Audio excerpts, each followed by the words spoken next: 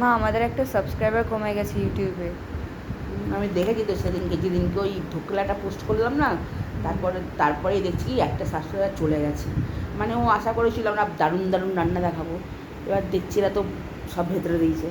দুটো করেছিলাম ধোকলা, একটা মোটামুটি হয়েছে আর একটা একটুখানি ভেতরটা হয়নি, সেটা কি আর ফেলে দেবো? দেখ সবাই রান্না করে, সবার ভুলভাল হয়, সবাই সেগুলোকে দেখাতে যায়, আমরা সব দেখাচ্ছি, নর্মাল ন্যাচারাল ব্যাপার এটা, যে ওটা একটুখানি ভালো মতন হয়নি, প্রথম করলাম তো, মানে ওটা একটু ভেতরটা একটা সাইডটা ঠিক হয়নি, ওটা ভেজেও তো খাওয়া গেল, দারুণ খেতে লাগলো। এবার আমি বলি, এবার কী বলতো, ওইটা দেখে যদি কেউ সাবস্ক্রাইব চলে যায়, এটা তো খুব বাজে জিনিস না। না আমি স্বাভাবিক, তুমি যদি ধোকলা বানাবে বলে ভেতরটা নরম লাভা বেরোচ্ছে মনে হচ্ছে ওরম দেখাও, তো স্বাভাবিক সাবস্ক্রাইব বলবে এটা কাদের রেসিপি চ্যানেলে এসছে।